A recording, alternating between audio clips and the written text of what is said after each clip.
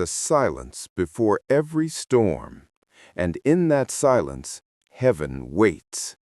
4 angels stand at the corners of the earth, their hands holding back the winds of destruction, because one last work must be finished, the sealing of the servants of God.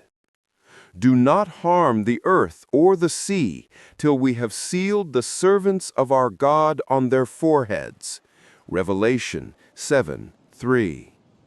But even now, another mark is rising, a mark that promises peace, yet binds the soul in chains unseen.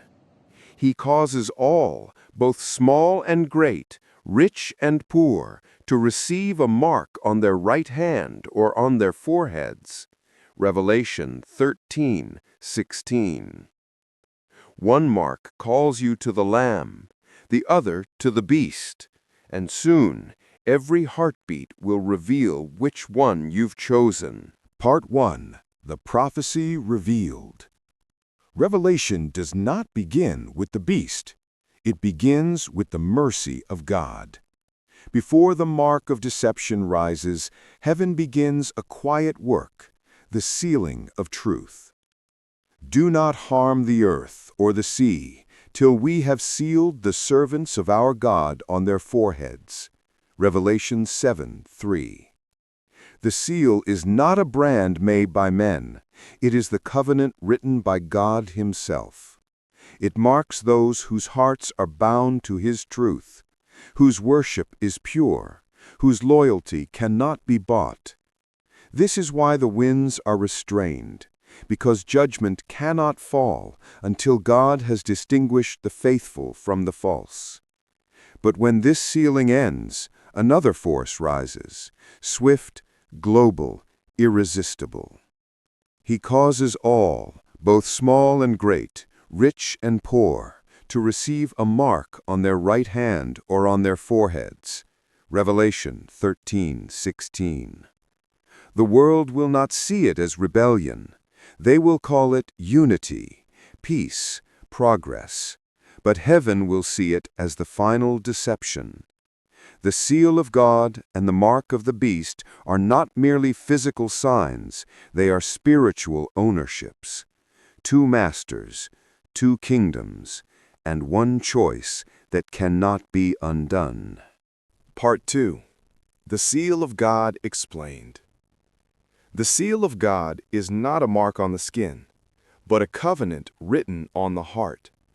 From the beginning, God has always marked those who belong to Him. In the days of Moses, He commanded His people to mark their doorposts with blood, so that when judgment passed through Egypt, it would not touch them. When I see the blood, I will pass over you, and no plague shall destroy you. Exodus 12:13. That was the first shadow of the seal, the blood of the Lamb protecting those who obeyed. Centuries later, the true Lamb came, and on the night before His death, He gave His disciples the same sign, not on their doors, but upon their souls. Take, eat, this is my body. Drink from it, all of you, for this is my blood of the covenant, which is poured out for many for the forgiveness of sins. Matthew 26:26-28. The bread and the cup, the body and blood, this is the moment the seal was given. For Jesus said, "Unless you eat the flesh of the Son of Man and drink His blood, you have no life in you." John 6:53. The seal of God is not a symbol.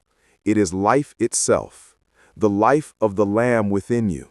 It is the covenant. Sealed is to be one with Christ, His Spirit in you, His blood upon you, His name written in your heart.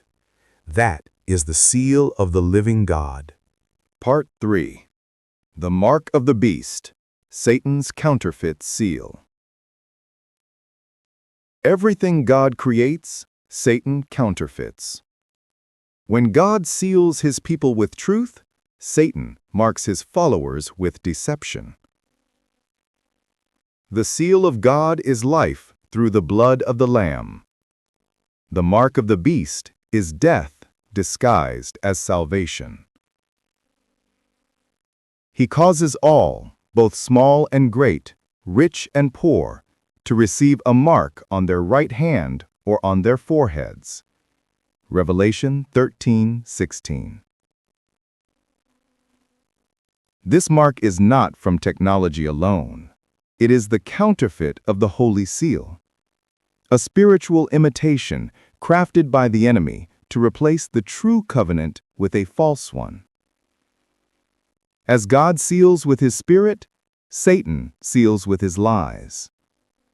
As God gives the bread and the cup, Satan offers his own table. A system of false worship, where truth is traded for control and love is replaced by fear. The forehead, the mind, is claimed by deception. The hand, the will, is bound by obedience to the beast. And when the world accepts this mark, it is not just an act of survival, it is an act of worship. All who dwell on the earth will worship him, whose names are not written in the book of life of the Lamb. Revelation 13:8. The mark of the beast is Satan's seal, the signature of rebellion, the false image of belonging. It mimics the holy, but denies the blood. It promises safety, but enslaves the soul. This is not merely the mark of a system, it is the mark of Satan himself. His attempt to write his name where only the name of God belongs. Part 4. The Final Separation. There will come a moment when the line is drawn. Heaven will no longer wait. Mercy will give way to judgment. The angels will release the winds. The world will stand divided, not by nations, not by wealth, not by religion, but by a mark. He that is holy, let him be holy still. He that is filthy, let him be filthy still. Behold, I am coming quickly, and my reward is with me. Revelation 22:11-12. Those sealed with the Lamb will shine with his light, a light that cannot be extinguished, even as darkness covers the earth. They will overcome not by strength, nor by numbers, but by the blood of the Lamb and by the word of their testimony. But those who bear the mark of the beast, their light will fade, their kingdoms will fall, for they chose a crown of comfort over the cross of truth. And in that hour every soul will stand revealed, who they worshipped, who they belonged to, and whose name is written upon their hearts.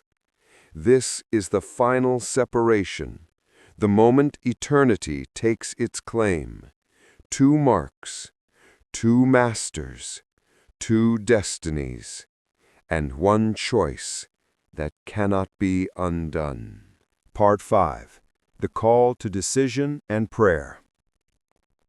My friend, you have heard the truth. The world will soon be divided, not by race or nation, but by loyalty.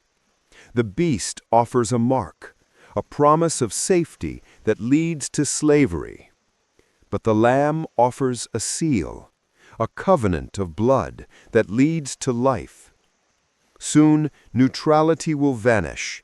Every heart will carry one mark or the other, and the choice will not be written by force, but by faith.